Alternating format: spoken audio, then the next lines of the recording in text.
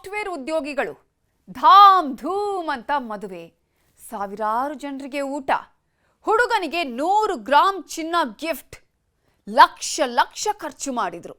ಎಲ್ಲರೂ ಖುಷಿಯಿಂದಲೇ ಜೋಡಿಗೆ ಆಶೀರ್ವಾದ ಮಾಡಿದ್ರು.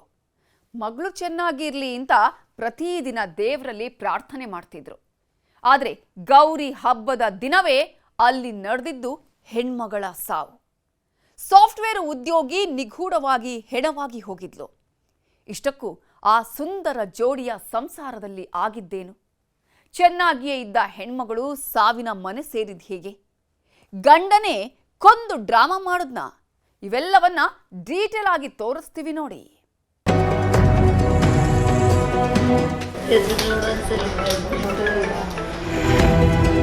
ಆ ಬಿಲ್ಡಿಂಗ್ ಮನೆ ಓನರು ಕಾಲ್ ಮಾಡಿಬಿಟ್ಟು ಈ ಥರ ಅರ್ಜೆಂಟ್ ಇದೆ, ಬೇಗ ಬನ್ನಿ ಮಾತಾಡಬೇಕು ಅಂತ ಹೇಳಿದರು. ಅವ್ರು ಹೇಳಿದ್ದು ಇನ್ನೂ ಬದುಕಿದ್ದಾಳೆ, ಬನ್ನಿ ಬನ್ನಿ ಅಂತ ಹೇಳಿದರು. ಅಲ್ಲಿ ಹೋಗಿ ನೋಡಿರೋ ಸರಿ ಸತ್ತೋಗ್ಬಿಟ್ಟಿದ್ದಾಳೆ ನಮ್ಮ ಅಕ್ಕ. ಅವರು ಊರಿಗೆ ಹೋದಾಗೆಲ್ಲ ಅವ್ರ ಅತ್ತೆ ಫುಲ್ಲು ನಮ್ಮ ಅಕ್ಕಂಗೆ ಟಾರ್ಚರ್ ಮಾಡ್ತಾಯಿದ್ರು, ಬಾಡಿ ಶೇಮಿಂಗ್ ಮಾಡ್ತಾಯಿದ್ರು. ನೀನು ಕುಳ್ಕಿದ್ಯಾ, ಬ್ಲ್ಯಾಕ್ ಆಗಿದೆಯಾ, ಶಾರ್ಟ್ ಇದೆಯಾ ನೀನು. ಈ ಜೀವನ ಅವಳು ಎದುರಿಸೋ ಶಕ್ಯತೆ ಇತ್ತು ಅವಳಿಗೆ. ಇದು ಪ್ರೀ ಪ್ಲಾನ್ ಅವನು ಕುತ್ತಿಗೆ ಹೆಚ್ಚಿಬಿಟ್ಟು ಆ ಹುಡುಗಿನ ಸಾಯಿಸಿ ಇದಂತೂ 100%. ನನ್ನ ಮಗಳಿಗೆ ತುಂಬ ಟಾರ್ಚರ್ ಕೊಟ್ಟಿದ್ದಾರೆ. ಅವ್ರ ಮನೆ ಓನರ್ ಕಂಪ್ಲೇಂಟ್ ಮಾಡಬೇಡ ಅಂತ ಹೇಳಿದರು. ನಾವು ಅವಳಿವಾಗ 1.5 ತಿಂಗಳ ಪ್ರೆಗ್ನೆಂಟ್ ಇದ್ದಾಳೆ ಹುಡುಗಿ.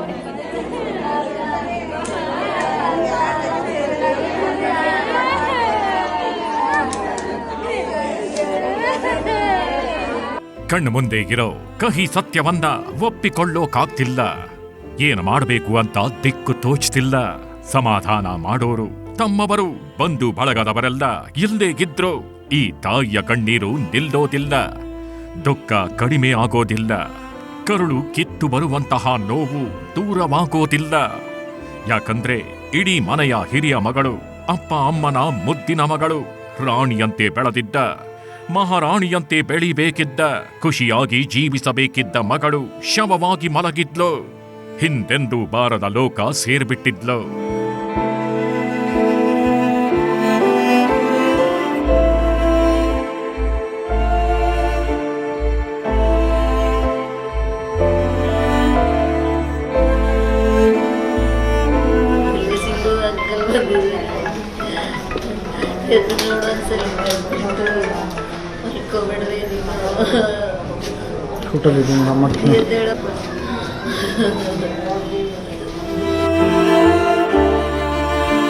ಎರಡು ತಿಂಗಳ ಗರ್ಭಿಣಿ ಮಗುವಿನ ನಿರೀಕ್ಷೆಯಲ್ಲಿ ಕುಟುಂಬಸ್ಥರೆಲ್ಲರೂ ಇದ್ರು.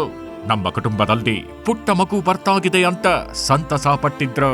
ಇರೋ ಬರೋ ವಿಘ್ನಗಳು ಮರೆಯಾಗಿ ಖುಷಿ ಬರ್ತಿದೆ ಅಂತ ಎಲ್ರೂ ಸಂತಸ ಪಟ್ಟಿದ್ರು. ಆದರೆ ಆ ಗರ್ಭಿಣಿಯೇ ಇಲ್ಲದೆ ಶವವಾಗಿ ಹೋಗಿದ್ದಾಳೆ. ಹೊಟ್ಟೆಯಲ್ಲಿ ಮಗುಗಿಟ್ಕೊಂಡು ಕನಸು ಕಾಣ್ತಿದ್ದ ತಾಯಿ ಇನ್ನೂ ಆಕಾರವೇ ಪಡೆದುಕೊಳ್ಳುವ ಮುನ್ನವೇ ಮಗು ಕೂಡ ಸಾವಿನ ಮನೆ ಸೇರ್ಬಿಟ್ಟಿದೆ. ವಿಧಿಯಾಟವೋ, ಹಣೆ ಬರಹವೋ, ಈ ತಾಯಿ ತೆಗೆದುಕೊಂಡ ದುಡುಕಿನ ನಿರ್ಧಾರವೋ ಅನ್ನೋ ನೋವಿನ ಪ್ರಶ್ನೆಗಳು ಮನಸ್ಸಿನಲ್ಲಿ ಬಂದ ಮರುಕ್ಷಣವೇ ಈ ಹೆಣ್ಣು ಮಗಳ ಸಾವಿನ ಹಿಂದಿನ ಕಣ್ಣೀರ ಕಥೆ ಒಂದೊಂದಾಗಿಯೇ ತೆರೆದುಕೊಂಡಿತ್ತು. ಕರುಳು ಕಿತ್ತು ಬರುವಂತಹ ಮಾಹಿತಿ ಹೊರಬಂದಿತ್ತು.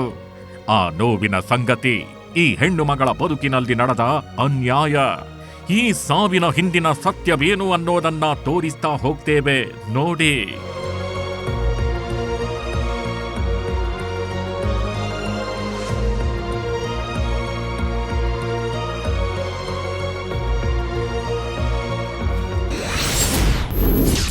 ಆಕೆ ಸಾಫ್ಟ್ವೇರ್ ಉದ್ಯೋಗಿ, ಇವನು ಪಾನಿಪೂರಿ ಪುಡಾಂಗು. 3 ವರ್ಷ ಸಂಸಾರ, 2 ತಿಂಗಳ ಗರ್ಭಿಣಿ, ನಿಗೂಢ ಸಾವು. ಆಗಿದ್ದೇನು? ದುಡ್ಡಿಗಾಗಿ 2 ತಿಂಗಳ ಗರ್ಭಿಣಿ ಕೊಂದನ ಗಂಡ. ಮಾಡದ ತಪ್ಪಿಗೆ 100 ಕನಸುಗಳೊಂದಿಗೆ ಬದುಕು ಕಟ್ಟಿಕೊಂಡು ಅನ್ಯಾಯವಾಗಿ ಸಾವಿನ ಮನೆ ಸೇರಿರೋ ಈ ಚಲುವೆಯ ಹೆಸರು ಶಿಲ್ಪ. ಕೇವಲ 27 ವರ್ಷ ವಯಸ್ಸು. ಬೆಂಗಳೂರಿನ ಸುದ್ದಗುಂಟೆ ಪಾಳ್ಯ ನಿವಾಸಿ. ಜೀವನದಲ್ಲಿ ಹಾಗಿರಬೇಕು, ಹೀಗಿರಬೇಕು, ರಾಣಿಯಂತೆ ಬದುಕಬೇಕು ಅಂತ ಚೆನ್ನಾಗಿ ಓದಿ ಸಾಫ್ಟ್ವೇರ್ ಉದ್ಯೋಗವನ್ನು ಗಿಟ್ಟಿಸಿಕೊಂಡಿದ್ಲು. ಆಫೀಸಿನಲ್ಲಿ ಎಲ್ಲರೊಂದಿಗೆ ಚೆನ್ನಾಗಿ ಇದ್ಕೊಂಡು ಗುಡ್ ಎಂಪ್ಲಾಯಿ ಅಂತ ಅನ್ನಿಸಿಕೊಂಡಿದ್ಲು. ತನ್ನ ಇಡೀ ಕುಟುಂಬವನ್ನ ಈಕೆಯೇ ನೋಡ್ಕೊಂಡು ಹೋಗ್ತಿದ್ಲು. ಕೈ ತುಂಬ ಬರ್ತಿದ್ದ ಸಂಬಳದಲ್ಲಿ ರಾಣಿಯಂತೆ ಬದುಕ್ತಿದ್ಲು. ಈ ನಡುವೆ ಕಳೆದ 3 ವರ್ಷಗಳ ಹಿಂದೆ ಸಾಫ್ಟ್ವೇರ್ ಉದ್ಯೋಗಿ ಶಿಲ್ಪಾ ಬದುಕಿನಲ್ಲಿ ಎಂಟ್ರಿ ಕೊಟ್ಟಿದ್ದೆ ಈ ರಾಜಕುಮಾರ.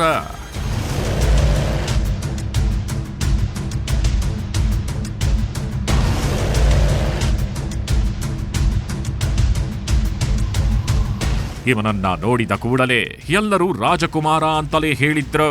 ಮುದ್ದಿನ ಮಗಳ ಬದುಕಲ್ಲಿ ರಾಜಕುಮಾರನೇ ಬಂದಿದ್ದಾನೆ.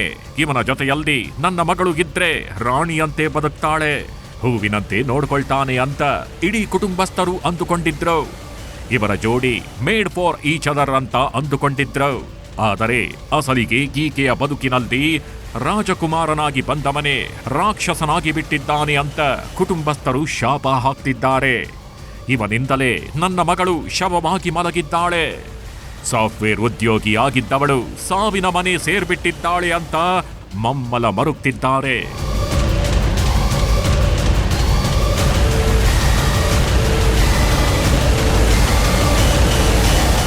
ಇದು ಪ್ರೀ ಪ್ಲಾನ್ ಅವನು ಕುತ್ತಿಗೆ ಹೆಚ್ಚಿಗೆ ಬಿಟ್ಟು ಆ ಹುಡುಗಿನ ಸಾಯಿಸಿ ಇದಂತೂ 100%. ಆಮೇಲೆ ಪಾಪು ನೋಡ್ಕೋಬೇಕು, ನಾನು ಪಾಪು ಹಂಗ್ ಮಾಡ್ಬೇಕು, ಪಾಪು ಹಿಂಗ್ ಮಾಡ್ಬೇಕು ಅಂತ ಹೇಳ್ತಾ ಇದ್ರು.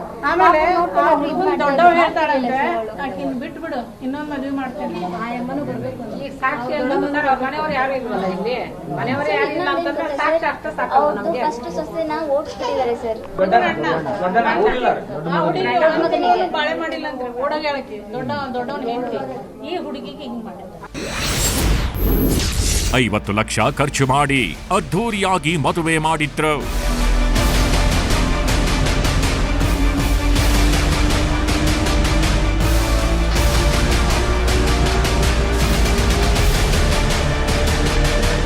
ಇವನ ಹೆಸರು ಪ್ರವೀಣ್. BE.M.Tech ಓದಿದ್ದಾನೆ.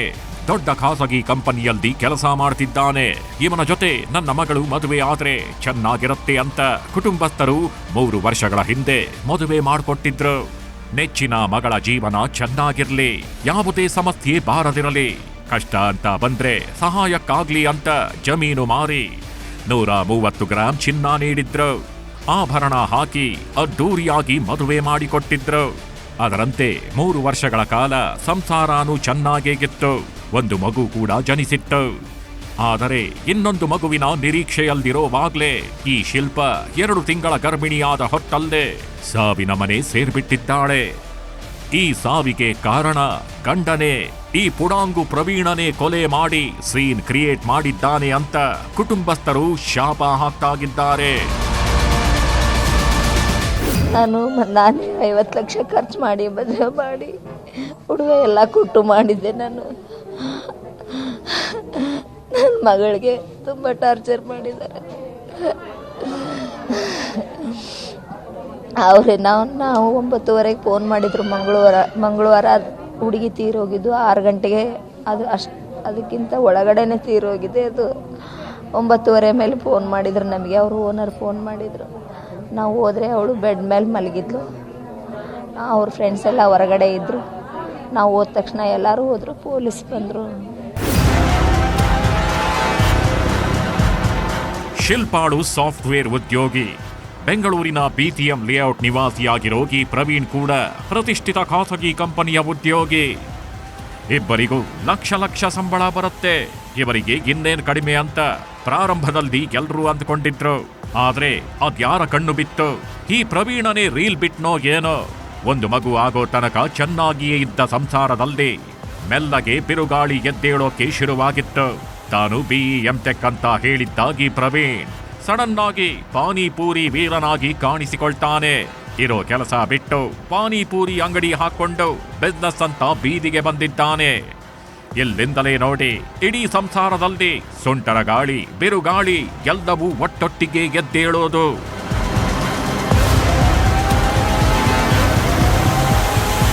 ನಾವು ಮನಿ ಮಾರಿ, ಹುಬ್ಳಿಯಾಗಿಂದ ಮನಿ ಮಾರಿ ಆಕಿ ಲಗ್ನ ಮಾಡಿದ್ದೀವಿ ಸರ್. 40 ಲಕ್ಷ ರೂಪಾಯಿ ಮನಿ ಮಾರಿ ಲಗ್ನ ಮಾಡಿದ್ವಿ. ಆಮ್ಯಾಗ ಮೊನ್ನೆ 10 ಲಕ್ಷ ರೂಪಾಯಿ ಇಸ್ಕೊಂಡ ಸರ್. ನಮ್ಮ ಹುಡುಗ ಚೀಟಿ ಹಾಕಿದ್ದೆ ಸರ್. ನಮ್ಮ ಮಗ ಆ ಹುಡುಗಂದು ಚೀಟಿ ಇಸ್ಕೊಂಡು ದುಡ್ಡು ಇಸ್ಕೊಂಡು ಅವ BE.M.Tech ಅಂತೇಳಿ ಈ ಪಾನಿಪುರಿ ಮಾಡ್ತಿದ್ದಾನೆ ಸರ್. ಪಾನಿಪುರಿ ಚಾಟ್ ಮಾಡ್ತಾನೆ. ಅದು ನಮಗೆಲ್ಲರಿಗೂ ಸುಳ್ಳು ಹೇಳಿ, ನಮ್ಮ ಮೈನಿಯರಿಗೆಲ್ಲ ಸುಳ್ಳು ಹೇಳಿ ಈಗ ನಮ್ಮ ಹುಡುಗಿನ ಪೂರಾ ಕ್ಲೋಸ್ ಮಾಡಿದ್ದೀನಿ ಸರ್. ಇದಕ್ಕೆ ನಮಗೆ ನ್ಯಾಯ ಬೇಕು ಸರ್.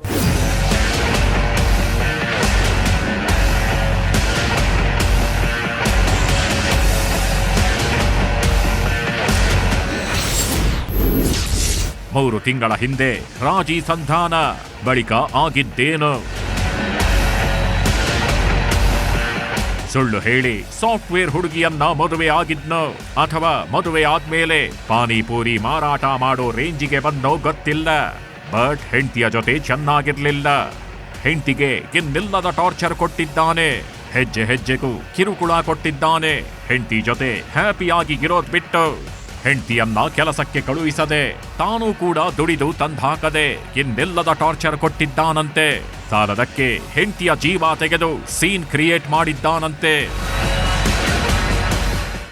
ನಡ್ಕೊಂಬ ಜಗಳ ಇತ್ತು, ನಾವು ರಾಜಿ ಸಂಧಾನ ಮಾಡಿ ಕಳಿಸಿದ್ವಿ. ಅವ್ರ ಸೋದರ ಮಾವನೂ ಬಂದಿದ್ದ, ಹುಡುಗನ ಸೋದರ ಮಾವನೂ ಬಂದಿದ್ದ, ಕಳಿಸಿದ್ವಿ.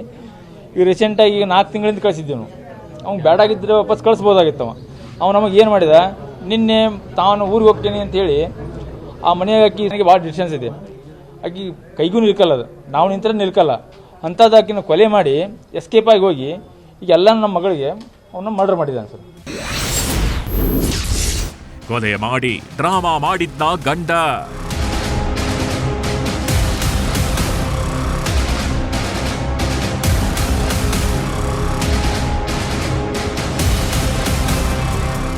ಅದು ಆಗಸ್ಟ್ 26ನೇ ತಾರೀಕು ರಾತ್ರಿ 9 ಗಂಟೆ ಸಮಯ. ಈ ವೇಳೆ ಪ್ರವೀಣ್ ಅತ್ತೆ ಮಾವನಿಗೆ ಕಾಲ್ ಮಾಡಿದ್ದಾನೆ. ಶಿಲ್ಪ ಹಾಕೊಂಡಿದ್ದಾಳೆ ಅಂತ ಹೇಳಿದ್ದಾನೆ. ಆದರೆ ಆತನ ಸ್ನೇಹಿತ ನೋಡಿದ್ರೆ ಹಾರ್ಟ್ ಅಟ್ಯಾಕ್ ಆಗಿದೆ ಬನ್ನಿ, ಇನ್ನೂ ಸತ್ತಿಲ್ಲ ಅಂತಿದ್ದಂತೆ. ಇಡೀ ರಾತ್ರಿ ಈ ಪ್ರವೀಣ್ ಗೊಂದಲದ ಹೇಳಿಕೆಗಳನ್ನೇ ಕೊಟ್ಟಿದ್ದಾನಂತೆ. ಹೀಗಾಗಿ ಕುಟುಂಬಸ್ಥರು ಇವನೇ ಕೊಲೆ ಮಾಡಿ ನೇಣು ಹಾಕಿಕೊಂಡಿದ್ದಾಳೆ ಅಂತ ಡ್ರಾಮಾ ಮಾಡ್ತಾವನೆ. ಇವನಿಂದಲೇ ಬಂಗಾರದಂತಹ ನನ್ನ ಮಗಳು ಸಾವಿನ ಮನೆ ಸೇರ್ಬಿಟ್ಟಿದ್ದಾಳೆ ಅಂತ ಪೋಷಕರು ಕಣ್ಣೀರು ಸುರಿಸ್ತಾಗಿದ್ದಾರೆ. ನಮಗೆ ಫೋನ್ ಮಾಡಿದಾಗ ಸರ್ ಹಾರ್ಟ್ ಅಟ್ಯಾಕ್ ಅಂತ ಹೇಳಿ ಸರ್. ಹಾರ್ಟ್ ಅಟ್ಯಾಕ್ ಅಂತ ಹೇಳಿದ್ದು ಅವನ ಫ್ರೆಂಡ್ ಅದ ಸರ್, ಶಿವರಾಜ್ ಅಂತ ಹೇಳಿ ಅವ್ನು ಹೇಳಿದ. ಆಮ್ಯಾಗ ನಾವು ಅವ್ರ ಮಾವ ಫೋನ್ ಮಾಡಿದ್ರೆ ಇಲ್ಲ ಸಾನಿಯಾ ಡೆಡ್ ಆಗ್ಯಾಳ ಅಂತ ಫೋನ್ ಮಾಡಿದ್ರು. ತೀರ್ಕೊಂಡ್ರೆ ಹೆಂಗೆ ಮಾಡ್ಕೊಂಡು ಆಕೆ ಹೆಂಗೆ ಮಾಡ್ಕೊಂಡ್ರೆ ಆಕೆ ಫ್ಯಾನ್ ಇದ್ರೆ ಬಿಚ್ಚಿ ಹಾಕಿ ತಾಳಿಗೆ ಹಾಕಿರಿ ಇವರು. ಡೋರ್ ಹೊಡಿಬೇಕಾಗಿತ್ತಲ್ಲ, ಡೋರು ಏನಾಗಿಲ್ಲ. ಮನೆ ಆಗಿದೆ. ಈ ಪೊಲೀಸರು ಮನೆ ಸೀಸ್ ಮಾಡಿದ್ದಾರೆ. ತವರು ಮನೆಯವರ ಜೊತೆ ಮಾತನಾಡಿದ್ರು ಜಗಳ. ಆಗಿರೋದು ಆಗೋಗಿದೆ.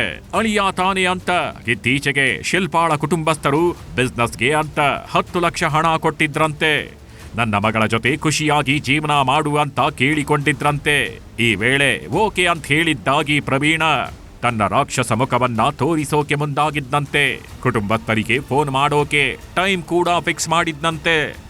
ಒಂದು ವೇಳೆ ಅವನು ಹೇಳಿದ ಟೈಮ್ ಬಿಟ್ಟು ಬೇರೆ ಸಮಯದಲ್ಲಿ ಫೋನ್ ಮಾಡಿದ್ರೆ ಜಗಳ ಮಾಡ್ತಿದ್ದಂತೆ, ಥಳಿಸ್ತಾಗಿದ್ದಂತೆ. ವರದಕ್ಷಿಣೆ ಇನ್ನೂ ತಗೊಂಡ್ ಬಾ ಅಂತ ಈ ಶಿಲ್ಪಾಳಿಗೆ ಟಾರ್ಚರ್ ಕೊಡ್ತಿದ್ದಂತೆ.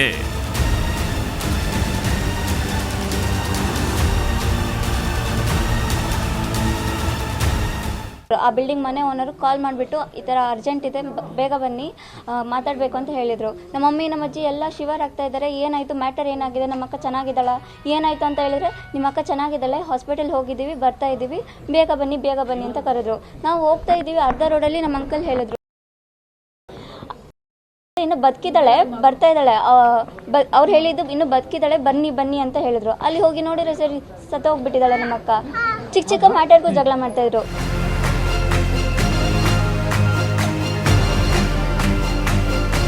ಇಬ್ಬರು ಮಾತನಾಡಿಕೊಂಡು ಸಂಸಾರ ನಡೆಸಿದ್ದಿದ್ರೆ, ಇಬ್ಬರು ಒಬ್ಬರನ್ನೊಬ್ಬರು ಅರ್ಥ ಮಾಡ್ಕೊಂಡಿದ್ದು ಬಿಟ್ಟಿದ್ದಿದ್ರೆ ಇವರ ಸಂಸಾರ ನಿಜಕ್ಕೂ ಆನಂದದ ಸಾಗರದಂತೆ ಇರ್ತಿತ್ತು. ಆದ್ರೆ ಇಲ್ಲಿ ಆಗಿರೋದೆಲ್ಲ ಉಲ್ಟ. ಅತ್ತೆ ಮನೆಗೆ ಹೋದ್ರೆ ಅಲ್ಲೂ ಕೂಡ ಶಿಲ್ಪಾಳಿಗೆ ಟಾರ್ಚರ್ ಕೊಡ್ತಿದ್ರಂತೆ. ಆ ಅಡುಗೆ ಸರಿಯಿಲ್ಲ, ಈ ಅಡುಗೆ ಚೆನ್ನಾಗಿ ಫ್ರೈ ಮಾಡಿಲ್ಲ ಅಂತ ಈ ಹೆಣ್ಣು ಮಗಳಿಗೆ ಚುಚ್ಚಿ ಮಾತನಾಡ್ತಿದ್ರಂತೆ. ಕೊನೆಗೆ ಶಿಲ್ಪಾಳೆ ಇಲ್ಲಿ ಸಾವಿನ ಮನೆ ಸೇರ್ಬಿಟ್ಟಿದ್ದಾಳೆ. 2 ತಿಂಗಳ ಗರ್ಭಿಣಿಯಾಗಿದ್ದ ಶಿಲ್ಪ ಕೊಲೆಯಾಗಿ ಹೋಗಿದ್ದಾಳಂತೆ. ಇದೇ ಪ್ರಕರಣದಲ್ಲಿ ಈ ಪ್ರವೀಣ್ ಈಗ ಅರೆಸ್ಟ್ ಆಗಿದ್ದು ಪೊಲೀಸರು ತನಿಖೆ ಮಾಡ್ತಿದ್ದಾರೆ. ಇದು ಕೊಲೆನ, ಹತ್ಯೆನ ಅಥವಾ ಪ್ರಚೋದನೆ ಕೊಟ್ಟು ಸಾಯಿಸಿದ್ನ ಅಂತೆಲ್ಲ ಪೊಲೀಸರು ತನಿಖೆ ನಡೆಸುತ್ತಿದ್ದಾರೆ.